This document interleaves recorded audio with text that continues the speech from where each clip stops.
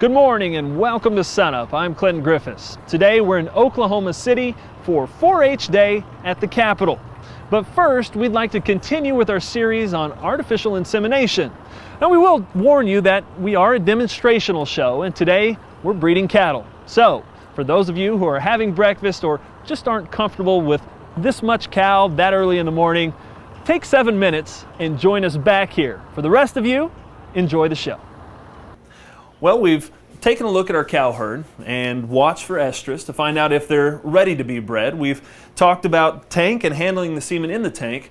Dan, why don't we go ahead and start with what do we do once we get it out? Okay, probably the most important thing is making sure we have the correct thaw temperature. I think that's something that people forget.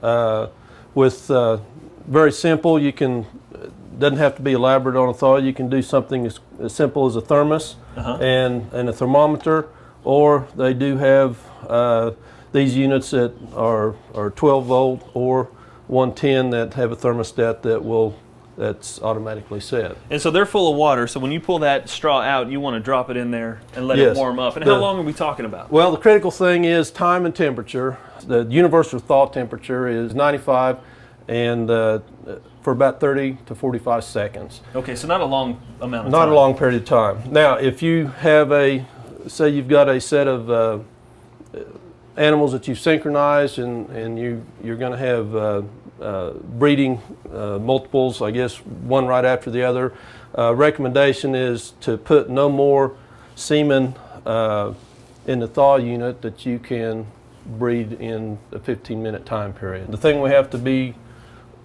concerned about is what we call cold shock to that semen. It's just a drastic change in temperature, and it'll affect the membrane around the sperm cell, and it'll be detrimental to the sperm. So what we try to avoid is what we call cold shock. Yeah. So once we get it thawed out, what's the next step? While this unit of semen is thawing, I'm going to go ahead and take a paper towel. Again, it was pretty chilly last night, and we're going to warm this gun up so, again, we won't experience cold shock to that semen.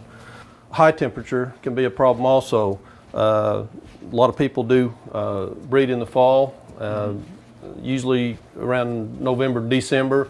It can be pretty chilly, and I know if you're out, I've seen this happen quite a bit, is they're out breeding out of the back of their pickup and they throw the gun up on the dash of the pickup on the heater to warm up, and you can be too hot. Too hot. You know, again, you're going into that cow, you need to be body temperature as close as you can without any extreme changes in temperature. Great.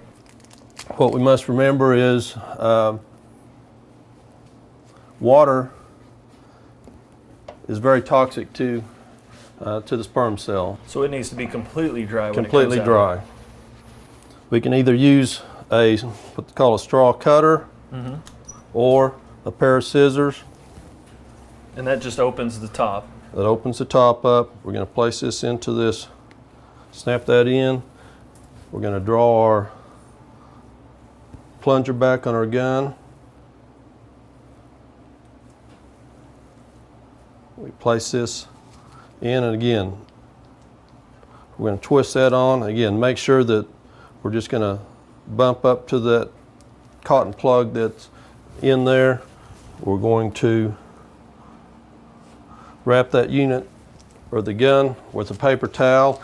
And again, as we go to the chute to breed the cow, again, temperature's a concern. So I'm going to place that straw under my arm, and we're going to try to keep it warm as we go to the cow. So all right, well, I guess we're ready to go breed a cow. Let's grab a glove and the lube, and we'll head that direction then. All right, sounds good. All right. All right, so, well, she's waiting on us. Yeah, let me get a little bit of lube. It's very important that you use some type of lubrication. Again, we're going to go in rectally on the cow. One of the main things we need to make sure of is that cow is cleaned off behind.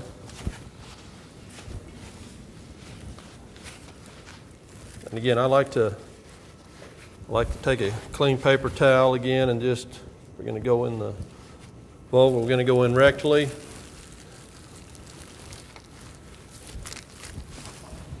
What are you doing rectally there? What are you I'm feeling for a structure called the cervix, and we're going to manipulate the gun. We're going to deposit the semen just past the cervix in the uterine body.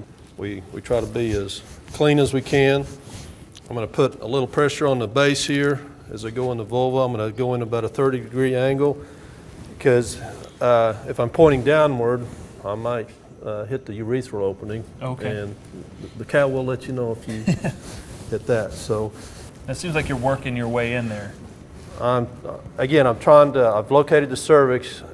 Thing to remember is I am not pushing the gun through the cervix. I'm manipulating the cervix over the gun. Okay. That way I'm not pushing and prodding, and you're not gonna Forcing your way in.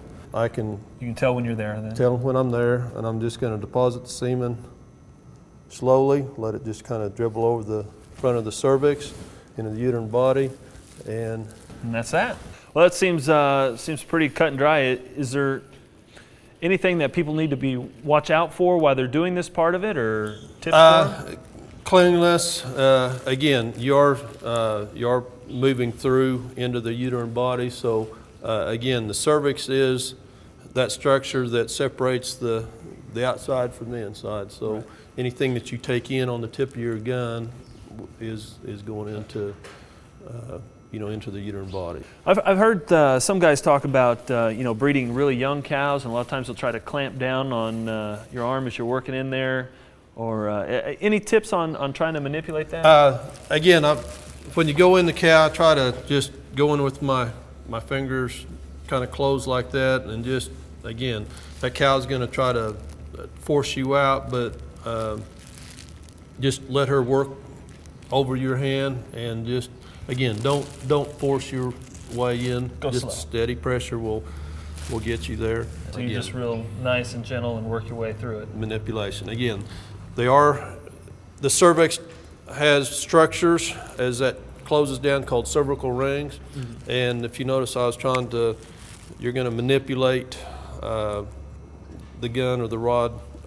You have to maneuver through those rings. Is it left and right or up and down? It's all directions. All directions. All directions. So you may make a left-hand turn and back to a right hand, so it varies, and that's why the manipulation of that cervix is over the gun, not pushing gun through. Okay. So, well, hopefully in a couple 100 days we'll see a calf here. We'll see. So. All right. Well, thanks very much for the explanation and the demonstration. And I appreciate it. Hopefully that's good information for everyone. All right. Hope so. Of course, watching Dan do this work is not the same as getting hands-on training. There are a lot of different schools around the state where one can learn the proper tools and techniques to do their own artificial insemination. And as always, we recommend you get a quality education before you go and try this on your own.